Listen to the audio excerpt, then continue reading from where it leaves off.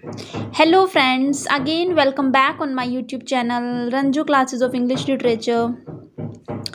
Friends, today I am going to discuss the biography of Robert Browning. I think all of you have read already in your classes. So let's start. शुरू करते हैं ज़्यादा time waste ना करते हुए। देखिए friends, मैं पढ़ रही हूँ, आप इसे ध्यान से देखना और समझने की कोशिश करना। बिल्कुल आसान है। रॉबर्ट ब्राउनिंग को तो आप सभी लोग जानते हैं। He was a very most famous poet for his dramatic monologue. ठीक है, ड्रामेटिक मोनोलॉग के लिए बहुत बहुत बहुत ही ज़्यादा फेमस हैं फ्रेंड्स। मैंने इनकी कुछ पॉम्स भी पीछे कवर कर रखी हैं, उसमें भी मैंने आपको बताया है रॉबर्ट ब्राउनिंग की ड्रामेटिक मोनोलॉग का मतलब क्या होता है। अगर हम किसी से पूछें या लिटरेचर के हम स्टूडेंट से पूछें तो वो अगर हम कहें कि ड्रामेटिक मोनोलॉग के लिए सबसे ज़्यादा फेमस कौन है तो रॉबर्ट ब्राउनिंग का नाम लिया जाता है। वैसे और भी पोइट्स रहे हैं but Robert Browning is a very very very famous poet for his dramatic monologue. So friends, इनकी बायोग्राफी को शुरू करते हैं। देखिए, हम पोइट के बारे में डिस्कस कर रहे हैं, ठीक है। Robert Browning, the son of a London bank official, was born on 7 May 1812 in Camberwell, a suburb of London.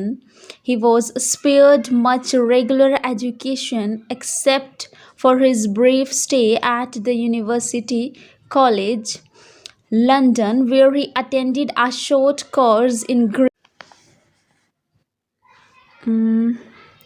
As a student, he was attracted by the works of Byron, Shelley, and Keats.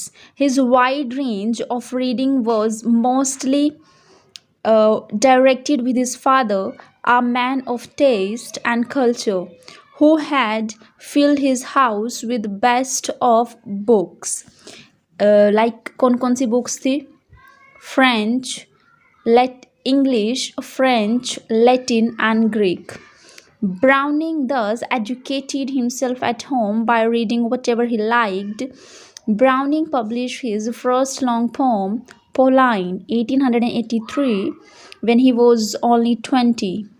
He visited Russia in 1834 and Italy in 1838. Shortly after his visit to Italy, he read some of Elizabeth Barrett's poem and took a fancy to her. His love for her became so passionate that, so much against the wishes of his father, he married her in 1846. ये कह रहे हैं कि इन्होंने ना इनकी beloved थी, फिर इन्होंने इससे शादी कर ली थी क्योंकि इन्होंने इनकी कुछ पोम्स को, कुछ इनकी बुक्स वगैरह को पढ़ा था जिससे बहुत ही ज़्यादा मतलब प्रभावित हुए थे। ठीक है, बहुत ही ज़्यादा पढ़कर बहुत ही ज़्यादा अच्छा लगा था उनको। ठीक है, पैशनेट सा फील किया था उन्होंने। फिर इसके बाद उन्होंने क्या किया, यहाँ पे लिखा हुआ है, his love for her became so passionate this that much against the wishes of his father, he married her in 1846. मतलब अपने फादर की इच्छाओं के अगेंस्ट जाकर इन्होंने इनसे शादी की थी। ठीक है, इनके इसका मतलब ये हुआ कि ये इनके पेरेंट्स, इनके फादर जो हैं एग्री नहीं हुए थे, अग्री नहीं किया था मैरिज के लिए, बट इन्होंने इनकी मर्ज़ी के खिलाफ शादी की थी। ही lived with her family in Italy until she died in 1861. After which he came back to England and settled in London. From 1864 onwards, Browning was at the center of Victorian poetry. This is the very most important point है friends. Victorian poetry के लिए बहुत ज़्यादा famous है, इसको हम Victorian poet भी बोलते हैं। Robert Browning is also known as Victorian poet. Dramatic monologue के लिए तो जाने जाते हैं, as well as he was also the Victorian poet. Victorian poetry receiving national honours. By 1881, he had become so famous that a literary society called Browning Society was established by some of the great scholars of the time. During one of his visits to Italy, he died in Venice in 1889. The poet had an extraordinarily inquisitive का मतलब होता है curious जो होता है, जिसको हम बोलते हैं हिंदी में जिज्ञासु बोलते हैं जिसको, जानने की ज़्यादा इच्छा होती है, ठीक है, नॉलेज जो ज़्यादा गेन करना चाहते हैं, तो वही बात की गई है। The poet had an extra ordinary inquisitive mind था, उनका बहुत ही ज़्यादा इंक्विजिटिव माइंड था, ये था, ठीक है, मतलब वो हर चीज़ को जानने की इच्छा रखते थे, क्यूरियस माइंड था उनका, हम ऐसे भी कह सकते हैं। विच dwelled deep into human psyche. His psychological insights into the subtleties. Subtleties का मतलब होता है subtleties, मतलब लिखा हुआ ना यहाँ पे, इसका मतलब होता है बारीकियों, यानी किसी चीज़ को बारीकी से जानने की कोशिश करना।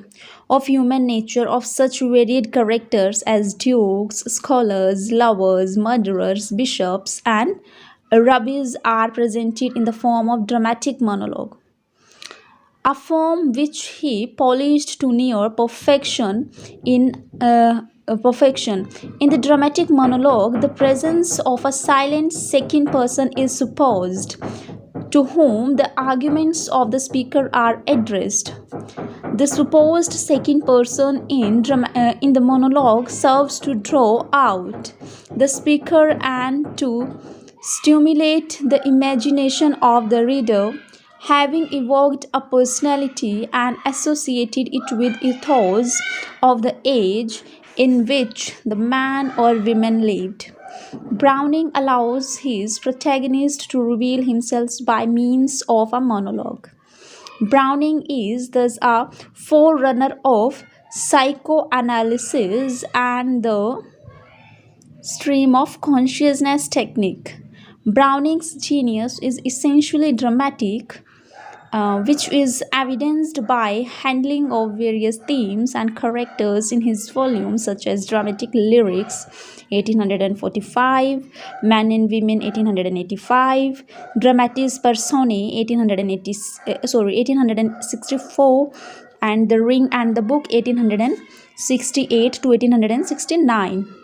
These works won him great reputations in the second half of 19th century. Okay, my dear friends, and then last paragraph क्या कहता है हमारा, देखते हैं इसे भी. Browning is chiefly remembered for his stubborn optimism and poetry of love, characterized by lyrical intensity and human appeal. Browning is the only exponent of optimism in the world of Victorian melancholy. Browning's optimism is based on his firm faith in the presence of God as a benevolent and moral force. Awareness such as his feels in him the yearning for mystic union with God, and with God be the rest. Though not a strict Victorian, he represents the Victorian craving for a moral order based on religious beliefs. As a philosopher of love, he believes that through love, life acquires a new meaning. Browning's gospel of love is nucleus of his optimism. The Victorian controversy between science and religious finds solutions in this genre of optimism, which rests on his concept of love, his faith in religion, and a realistic appreciation of success and failures. So, that's all today's lecture. That's for all today's lecture. I hope समझ आया होगा.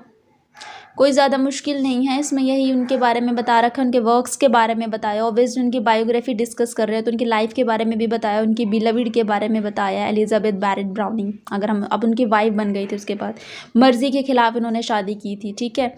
और हमने क्या देखा, dramatic monologue का तो जिक्र आता है, ऑप्टिमिज़म के लिए बहुत ज़्यादा फेमस हैं ये, क्योंकि उस टाइम पर विक्टोरियन सोसाइटी में इतना ऑप्टिमिज़म कोई नहीं था, मतलब देखने को हमें नहीं मिलती है. कुछ हमने नॉवेल्स वगैरह पढ़ रखी है जैसे, तो उसमें भी हमें इतना ऑप्टिमिज़म देखने को नहीं मिलता. बट ब्राउनिंग की जब हम पोइट्री को पढ़ते हैं तो हमें उसमें ऑप्टिमिज़म देखने को मिलता है.